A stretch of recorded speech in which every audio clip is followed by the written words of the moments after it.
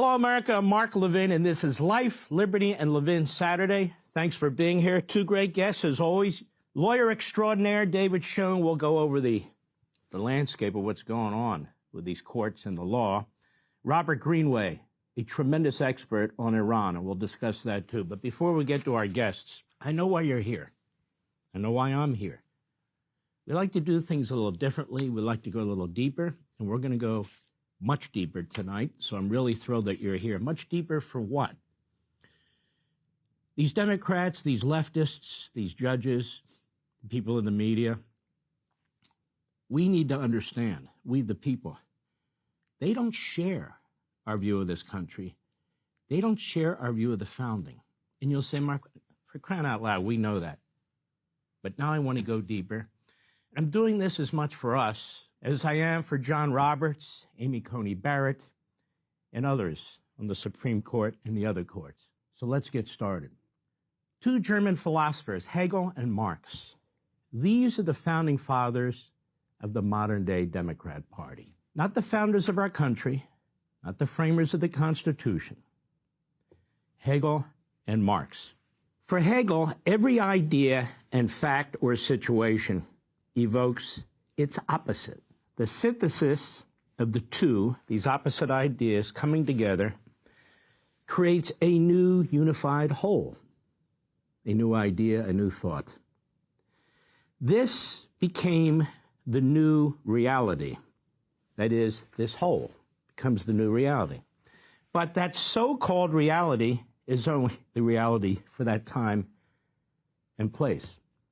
This is a constant. It's just constantly happening.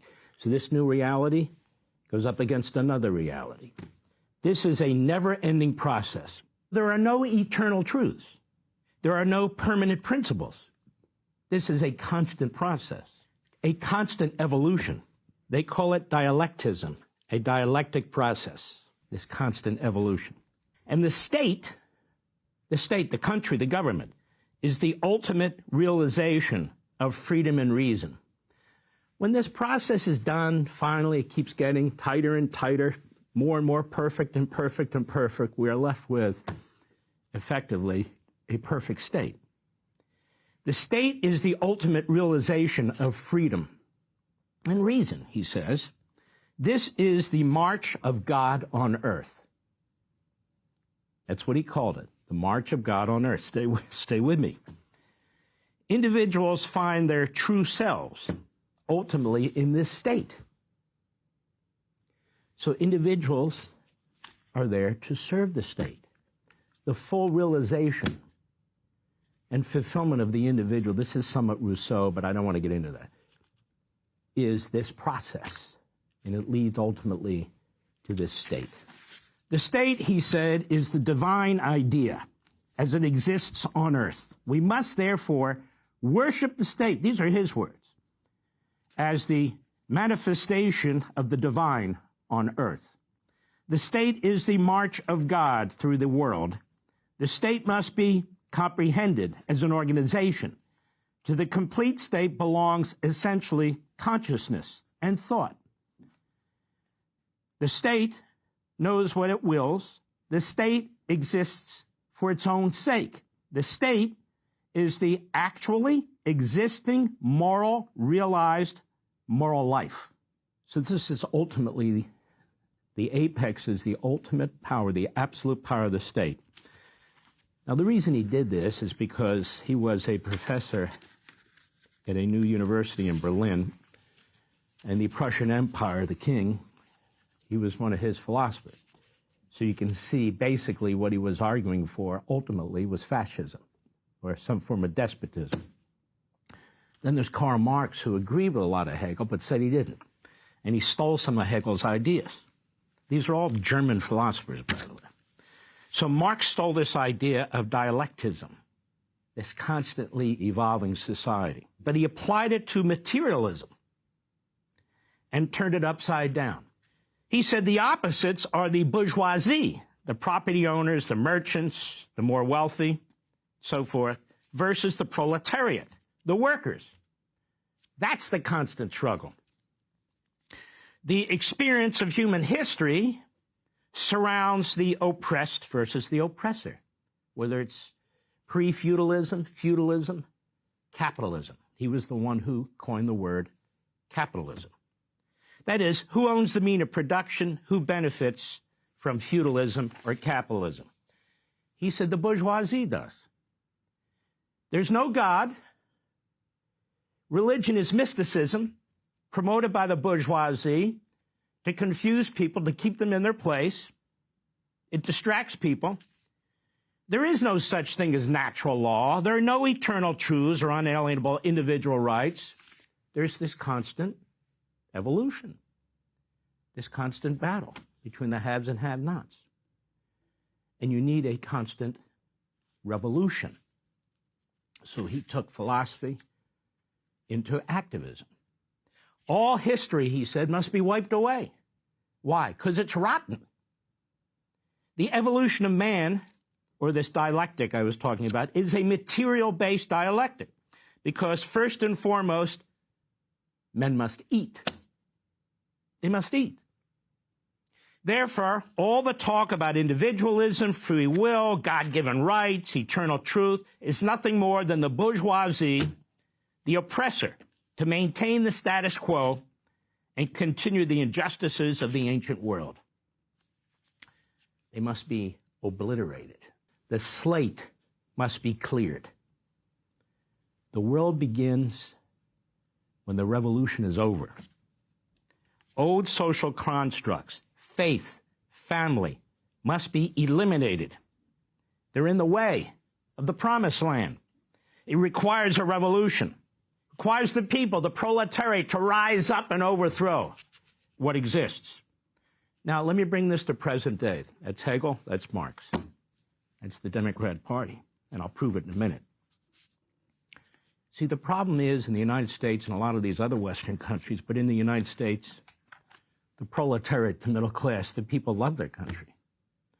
They built their country. They are patriots. They fly the flag of their country. They fight to the death for their country. See, the assembly line worker in America is far better off than the assembly line worker in any Marxist state. The assembly line worker has access to the same supermarkets that everybody else does, which has all kinds and varieties of foods and wines and breads, more than kings ever had 100 years ago. They have access to electricity and light bulbs and housing and clothing and so forth and so on. You see, as a side point, the reason why Marxism is so popular isn't because people understand it. If you actually read beyond the Communist Manifesto, you will realize that this guy was barely literate. And same with Engels. They make contradictory arguments, confusing arguments, which is why you have all these offshoots of Marxism, Leninism, Maoism, Trotskyism, on and on and on with the isms. But it's popular among many people, college students, congressmen, because Marxism is easily turned into bumper stickers, slogans, the oppressed versus the oppressor, the worker's paradise, and on and on and on. It's much more difficult to explain it. And once it's really explained, people realize it's problematic. I mean, Bernie Sanders is a walking, talking bumper sticker. He throws out slogans, the billionaires, it's we against the billionaires, that sort of thing. And so that has a intuitive sort of appeal. Then there was a Marxist, an Italian, was thrown in prison for a while by Mussolini. Mussolini was communist, then he became a fascist. But anyway, his name was Gramsci. It's a little fella. He had all kinds of physical issues and so forth. But while he was in prison, he wrote a lot about communism. He said, Marx got it wrong. Marx got it wrong? You mean our demigod got it wrong? Yes, he got it wrong. In the West, places like the United States, the revolution will not be the bottom up. It has to be from the top down. It has to be imposed. Now listen to me, this is the key. The workers' paradise, the people's paradise, individuals lost in the commune, that's not a revolution. That's going to be from the bottom up. In the West, the middle class is mostly satisfied and well off. has to be from the top down. One of the leading progressives, a.k.a. American Marxists, progeny of Marx and Hegel, was Woodrow Wilson. He was a scholar, different top universities. He was the president of Princeton University. Of course, he was a horrendous racist, but he became president of the United States. He was the first, quote unquote, progressive in the Democrat Party. And so he was an acolyte of Hegel and to some extent Marx. In other words, he liked them, especially Hegel. And he agreed with this idea the revolution has to be from the top down.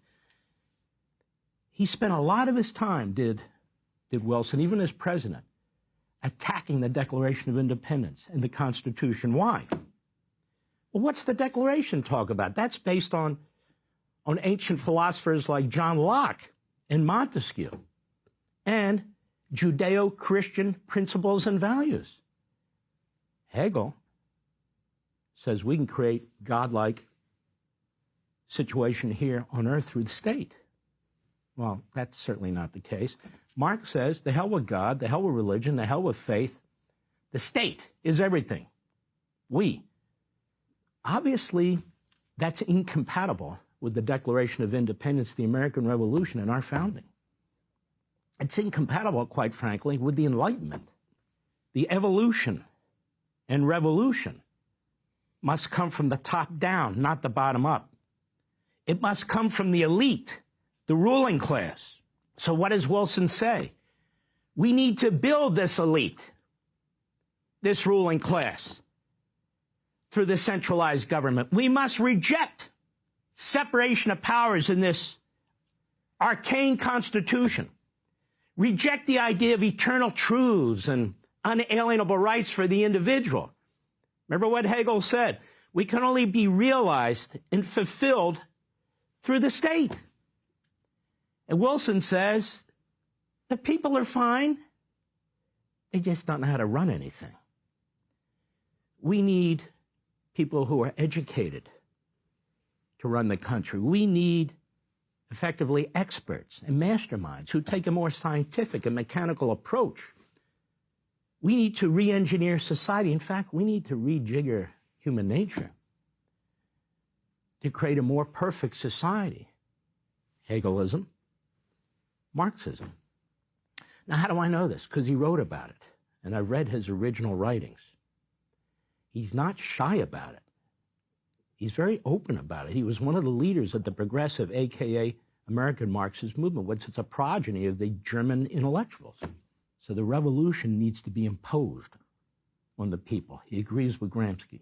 He understands, I'm not going to be able to convince the American people to overthrow their society, because we're talking about more than overthrowing government. We're talking about a complete revolution against the society, almost like a French Revolution. Remember, our revolution wasn't against society. Our revolution was about government, representative government, and so forth. It wasn't about we hate our society, let's overthrow it. So for the Democrat Party today, like Wilson before, and like Hegel and Marx before him, the target is the society. The target is the people, not the will of the people, the control of the people. Mark, what the hell does this have to do with judges? Stay with me. Stay with me. Woodrow Wilson was among the intellectuals who embraced and promoted this ideology. He rejected the Declaration of Independence. You know what he said? He said, well, that's fine for those people at that time, all this talk about unalienable rights and eternal truth. That's great. But again, remember what Hegel and Marx said, this constant opposites keep changing. He said, that is a time and place in history that has absolutely nothing to do with today. So dismiss it. The Constitution, he's the one that came up with a living and breathing Constitution. He said, we can't have these separation of powers where the courts and the legislature and the president are constantly fighting with each other and working against each other. In other words, he rejects Locke and Montesquieu and says, you got to divide power. You got to divide power. In this case, 3 branches, or you're going to wind up with some kind of a despot, some kind of tyranny. No, no, no, no. You need all branches of government to work together to create the promised land. this arcane Constitution is poison to the modernization and socialization of our country and our society. This is the dialectic that the Democrat Party believes in today. Elections, Wilson said, they're distractions.